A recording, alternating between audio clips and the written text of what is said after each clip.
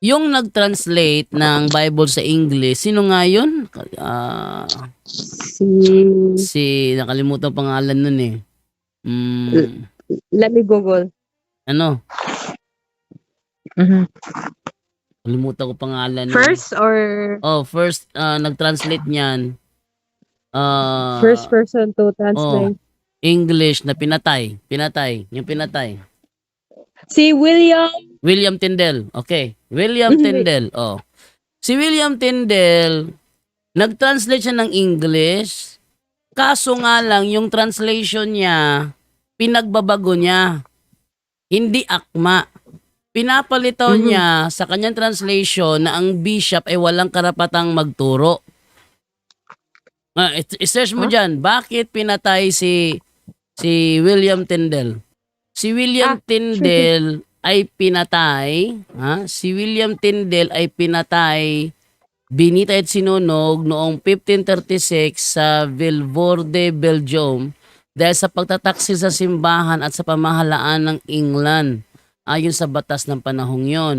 Sa panahong yon, isinalin niya ang Biblia sa wikang Ingles nang walang pahintulot. Okay. Sa panahon yun, ang Latin Vulgate lamang ang opisyal na bersyon ng Biblia na ipinapayagan ng kanlurang Kristyanismo. Si Tyndale ang unang nagsalin ng malaking bahagi ng Biblia mula sa orihinal na Hebrew at Greek tungo sa modernong English. Ginawa niya ito ng walang basbas ng simbahang Katoliko o ng hari ng England, kaya tinuring itong labag sa batas at erehe. Lumaban siya sa otoridad ng simbahan at ng hari. Tinuligsan niya ang mga aral at tradisyon ng simbahang Katolika at inakusahan itong nagtatago ng katotohanan ng salita ng Diyos. Dahil dito, itinuring siya ng mga otoridad na mapanganib na rebelde, hindi lamang sa pananampalataya kundi pati sa estado. Dahil mahigpit ang ugnayan noon, packages na lagi na, wala gini, kanalang, smart, 500, kaya, ang mga dahil mahigpit ang ugnayan noon ng simbahan at ng gobyerno. Number 3, ang kanyang mga isinulat ay ginamit sa protestanteng revolusyon. Ang mga salin sa at aklat ni Tyndale ay malakas na naka-impluwensya sa reformasyon sa England, lalo na kina Martin Luther at mga sumunod na reformista. Itinuring ito ng mga Katolikong pinuno bilang pagpapalaganap ng erehiya. So, ang nangyari, pinatay siya kasi yung kanyang salin is labag. Halimbawa, sa kanyang translation, instead na bishop, ang nilalagay niya elder. Pinapalitan. Instead na church, ginagawang congregation para konsintihin yung ginagawa ni Martin Luther na tatatag ng congregation. So pinapalitan niya sa Matthew 16:18, I will build my congregation. At yan ang ginagawa ngayon ng ano? What? Yan ang ginagawa Are they translating or twisting? Are they translating the Bible? Yeah, translating niya na pabor sa protestantismo. Kalain mo? Sa Matthew 16, tingnan mo yung yung Matthew 16:18 ng New World Translation Bible ng Saksi ni Jehovah. Ganun ang kanyang salin. Sinadyang baguhin ni Tyndale ang ilang salitang teolohikal. Sabi dito, ang church ginawang congregation.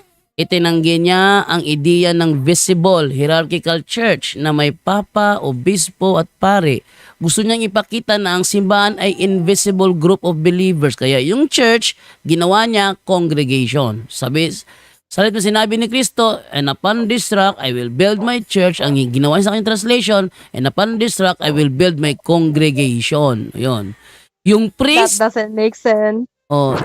yung priest, ginawa niyang elder or senior.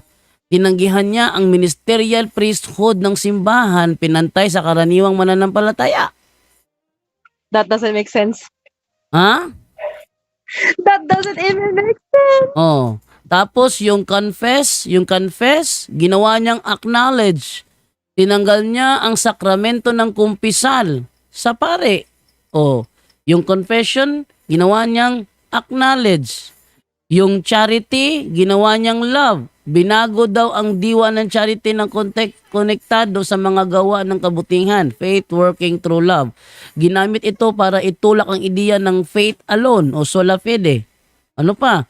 Grace at justify.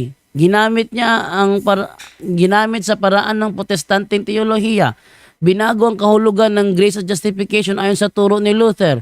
Imputed righteousness sa halip na infused grace ng katolikong aral. Dahil dito, ang salin ni Tyndale ay hindi lamang linguistic translation, kundi isang theological na pagbabago na taliwas sa orihinal na turo ng simbahan. Ipangalawa, hindi siya otorisado ng simbahan. Noong panahon ni Tyndale, ang mga salin ng Biblia ay kailangang aprubahan ng mga obispo upang masigurong tama ang nilalaman. Kaya ang ating Biblia ngayon, merong imprimatur, merong nihil obstat, kailangan mo nang suriin ng mga obispo yan. Ngayon, ginawa niya ito ng palihim gamit ang mga tekstong Grego ni Martin Luther na noon ay itinuturing na mapanganib at may mga kamaliang doktrinal. Lumabas tuloy na propaganda ng reformasyon ang kanyang Biblia kaysa tapat na salin. Tingnan mo, yung kanyang salin, propaganda. Are they translating the Bible? Ha? Are they really translating the Bible? No, nag-translate siya pero may bias na ginagawa. Lumitaw na ang kanyang salin ay hindi tapat na salin kundi isa lamang propaganda ng reformasyon. Oh, nagkaroon ng mga maling salin o translation errors. Bukod sa doktrinang binago, marami ring grammatical at textual errors sa kanyang mga gawa dahil sa kakulangan ng access sa mas tumpak na manuscript sources. Halimbawa, may ilang talatang hindi niya naisalin ng tama mula sa Hebreo o Greek at ginamit sa pag-atake sa simbahan o sa Papa. Halimbawa, sa footnotes at marginal notes ng kanyang Biblia, naglagay siya ng anti-Catholic commentary na nagsabing the Pope is the Antichrist. Oh, I don't get it. hindi mo naintindihan?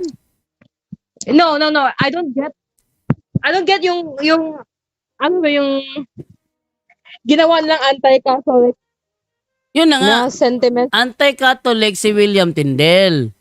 Kaya yung kanyang mga ginawa, yung mga salin, pati pa naman ko, yung footnote, nilagyan niya ng mga anti-Catholic commentary na nagsasabing, the Pope is the Antichrist. Natural, sino bang Katoliko ang matutuwa sa ginagawa niya? Oh. I would be pissed off too. Oh, ito ha. Ginamit ang That's so kanyang biased. ginamit ang kanyang salin bilang sandata ng mga erehe. Ang kanyang mga bersyon ng Biblia ay naging pangunahing kasangkapan ng mga Protestante sa England para labanan ng otoridad ng Papa at ng mga obispo. Dahil dito tinuring na simbahan na heretical translation ang ginawa ni Tyndale at hindi ligtas gamitin ng mga mananampalataya. Kinundinan ng simbahan pero hindi ang pagsasalin ng Biblia mismo. Ang pag-translate ni Tyndale ay hindi ikinundinan ng simbahan, kundi yung kanyang mga pagbabago. Mahalagang tandaan, hindi tinutulan ng simbahan ng ideya ng Bible Pagbabago. translation. Tinutulan lamang ang mga salin. Noong 382 AD pa, ipinasalin ni Pope Damaso I kay Saint Jerome ang Latin Vulgate, isang opisyal at tumpak na salin ng Biblia. Marami rin Katolikong salin bago at pagtatapos ni Tyndale. Halimbawa, Douay-Rheims o noong 1609 to 1610. Buod, pinatay si William Tyndale hindi dahil nagsalin siya ng Biblia, kundi dahil, ito, magandang screenshot ito. Screenshotin ko ito Wait. para Ano to? para hindi mawala ito. Pinatay si William Tyndale hindi dahil nagsalin siya ng Biblia, kundi dahil ginamit niya ito upang ipalaganap ang maling doktrina laban sa simbahan. Pangalawa, naglabas siya ng salin na binago ang mga aral ng pananampalatayang Katoliko. Pangatlo, ginawa niya ito ng walang pahintulot ng simbahan o ng pamahalaan.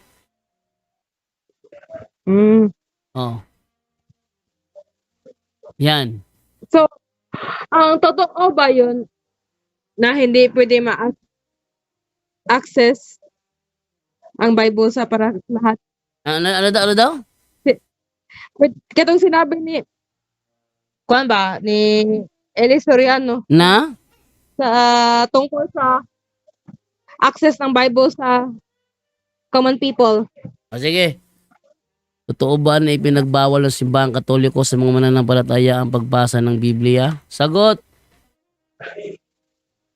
Napakahalagang tanong yan at madalas na ginagamit ng mga kalaban ng simbahang Katolika lalo na sa mga sekta gaya ng SDA bilang argumento. Ang totoong sagot ay hindi.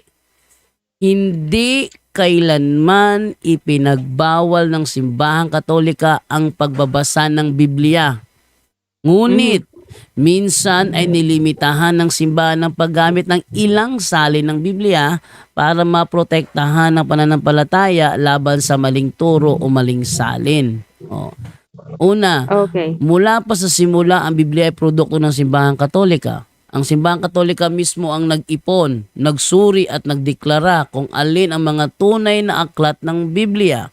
Pangalawa, sa Council of Hippo 393 AD at Council of Carthage 397 AD, pinagtibay ng simbahan ang listahan ng mga aklat ng luma at bagong tipan. Ang parehong kanon ay ginagamit pa rin ng Katoliko hanggang ngayon. Ang mga pare, monghe at obispo ang nagkopya at nagpreserba ng mga manuskrito sa loob ng mahigit 1,000 taon. Kung wala sila, wala sanang Biblia ngayon. Kaya imposibleng ipagbawal ng simbahan ng Biblia dahil ang simbahan mismo ang may akda ng kanon at tagapangalaga nito.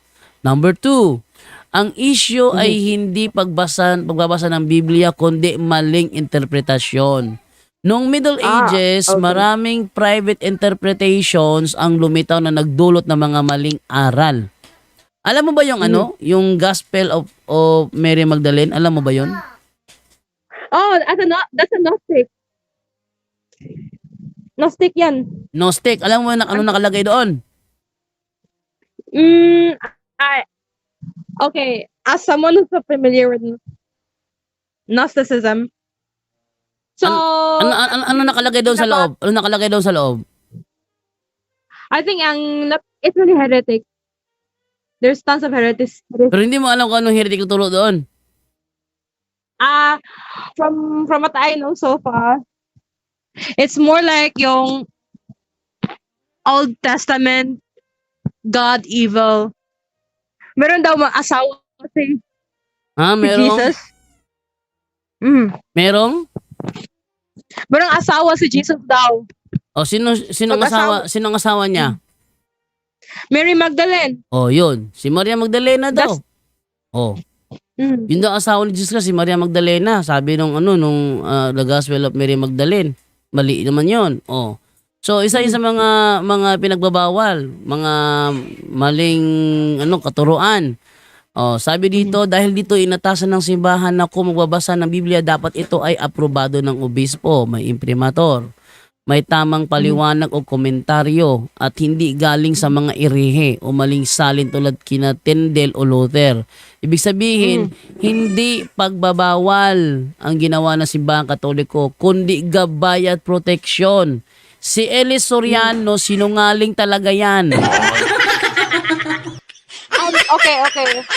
I get it. So,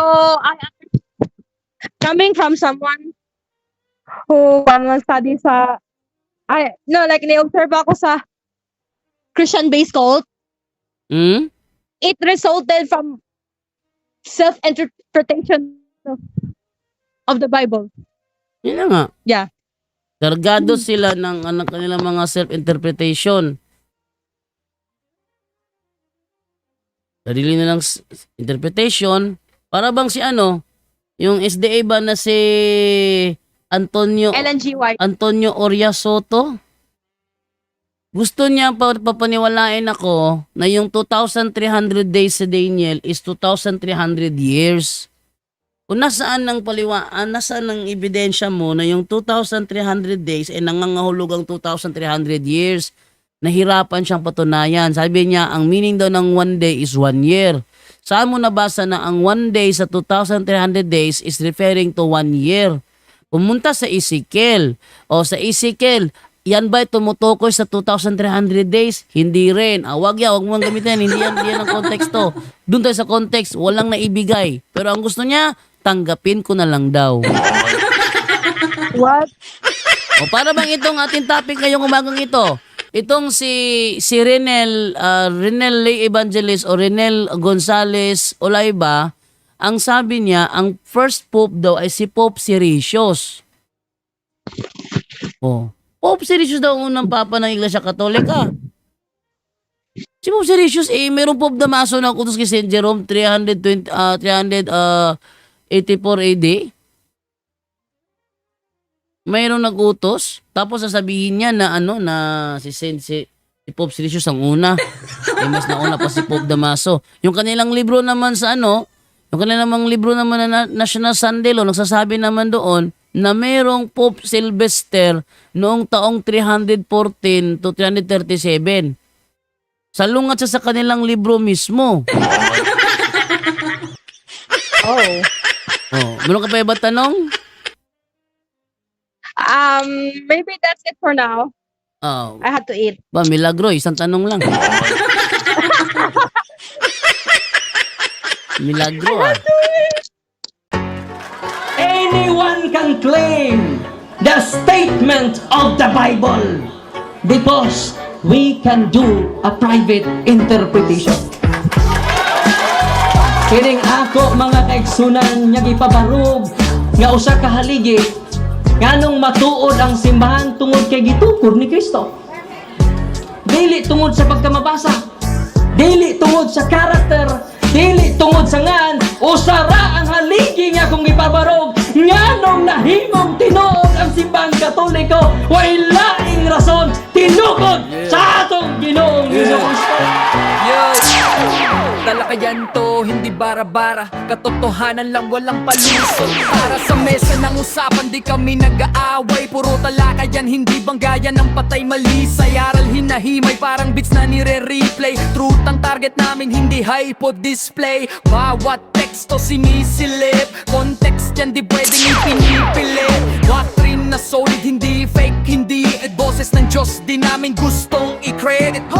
Doktrina flow, hasal ng pag-iisip. Salita ng Diyos, yan ang aming inisip. Uhaw sa turo, kaya kami nagdidip. Sa talakayan, truth ang pinanghahawakan. Keep it! Doktrina flow, hindi ito laro. Pag-unaway tumatagos hanggang buto. Sa bawat linya, puso ang sumisigaw. Katotohanan lang, walang bawal, walang bawas raw.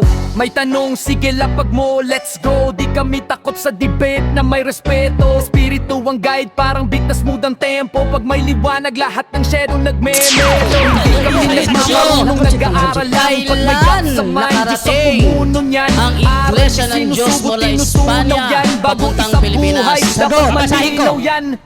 Hindi kompetisyon, hindi kami nagrarime para lang manalo. Puso ang puhunan, hindi bara-bara ang palo. Truth ang goal, yan ang tunay na trono. Doktrina flow, hasal ng pag-iisip. Salita ng Diyos, yan ang aming inisip. Uhaw sa turo, kaya kami nagdidip. Sa talakayan, truth ang pinanghahahakan. Keep it, doktrina flow, hanggang dulo go. Liwanag ang bit-bit, hindi ego. Sa doktrinal na usapang totoo. The pillar and foundation of the Kami ang truth bida, is the yo! church, and the Catholic Church is the church founded by Jesus Christ. Then, asay inyong pilion.